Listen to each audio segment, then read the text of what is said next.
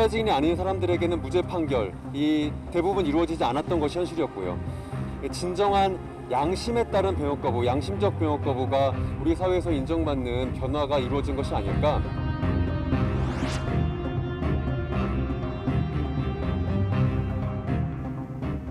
얼마 전 비폭력 신념에 따른 병역 거부는 무죄라는 대법원 판결이 나왔는데요. 특정 종교의 신도가 아닌 개인 신념에 따른 양심적 병역 거부가 인정된 건 처음인데요. 사건과 법 이종환 변호사와 자세한 이야기 나눠보겠습니다. 어서 오십시오. 네, 얼마 전 비폭력 신념을 이유로 현역 입대를 거부한 남성에게 무죄 판결이 나왔어요. 판결 근거는 뭔가요? 네, 이번 대법원 판결은 무죄가 나왔긴 하지만 1심과 2심의 판결은 엇갈렸습니다. 네. 1심에서는 병역법 위반 유죄가 인정되었었는데 2심에서는 무죄로 뒤바뀐 것이죠. 해당 남성은 재판 과정에서 자신이 성소수자임을 밝히고 이런 남성성을 강요하는 국가 권력을 용인할 수 없다. 그리고 생명을 존중하는 기독교 신앙과도 양립할 수 없다라는 이유를 들었습니다. 네. 그리고 전쟁, 폭력 이런 걸 반대하는 각종 집회에 참여한 것들을 증거로 내세웠는데요. 결국 대법원은 해당 남성과 같이 진정한 양심에 따른 병역 거부라면 입영을 하지 않을 정당한 사유가 있다라고 판단해서 결국 무죄를 확정지은 겁니다. 네, 이번 판결이 이례적인 게 그동안 특정 종교 신도들에게는 인정된 사례가 있었지만 개인 신념에 따라서 인정된 건 이번이 처음이잖아요. 네, 맞습니다. 병역법에서는 정당한 사유 없이 입영하지 아니하는 경우에는 징역 3년 이하에 처할 수 있다라고 정하고 있는데 그동안은 여호와의 증인과 같은 종교적 이유가 있을 경우 정당한 사유를 인정을 해줬습니다. 그런데 이번 사안은 여호와의 증인 신도가 아니고요. 그리고 그렇다고 해서 성소수자의 기독교인이라서 무죄가 난 그런 사안도 아닙니다. 네. 앞서 말한 대로 피고인이 폭력을 반대하고 전쟁을 반대하는 그 신념이 깊고 확고해 보인다. 그래서 상당히 진실되어 보인다라는 이유로 정당한 사유를 인정을 해준 것입니다. 근데 여기서 좀 궁금한 게 올 초에도 비슷한 이유죠. 개인적 신념을 이유로 두 남성이 병역을 거부했는데 그들에게는 유죄 판결이 났어요. 왜 결과가 다른 건가요? 네, 올해 2월에도 양심적 병역 거부를 한 남성들에 대한 대법원의 판단이 있었습니다. 네. 하지만 이들 두 사람에 대해서는 모두 유죄가 확정이 되었는데요. 법원은 이 진정한 양심을 판단할 때 신념이 얼마나 깊고 확고한지를 기준으로 보고 있는 것입니다.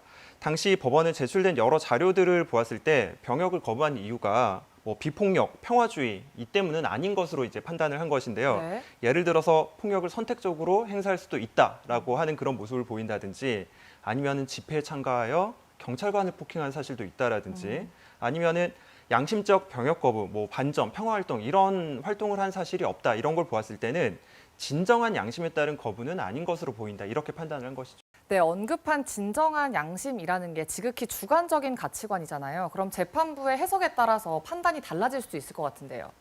네, 진정한 양심 때문에 병역을 거부하는 건지 아니면 단순히 병역을 기피한다는 것인지 판단한다는 것은 매우 어려운 일이고요. 네.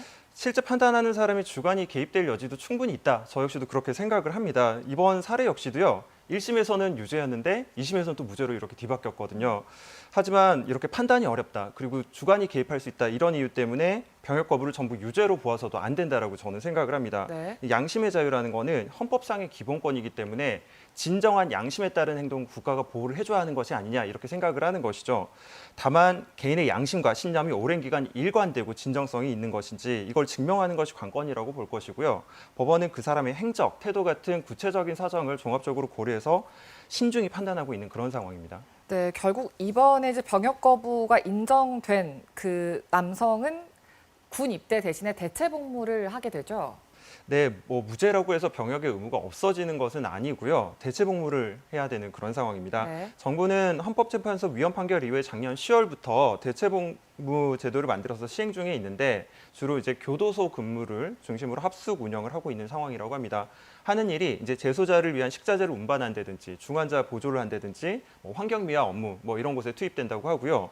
기간이 현역의 1년 6개월보다 2배나 긴 3년이라고 합니다. 네. 이제 우리 사회에서 군대 문제가 정말 예민한 부분인데 네. 군대 문제에 있어서 누가 혜택을 본다 이런 얘기가 나오지 않을 정도로 법원도 신중하게 판단을 하고 있는 것으로 보이고요. 정부 역시도 조심스럽게 운영을 하고 있는 모습이 보입니다. 그래서 앞으로도 더 신중을 기해야 하지 않을까 이렇게 예상을 하고 있습니다. 네, 앞으로도 비슷한 사례들이 어떻게 판결이 나는지 잘 지켜봐야 할 것 같습니다. 오늘 이야기 여기까지 듣겠습니다. 고맙습니다.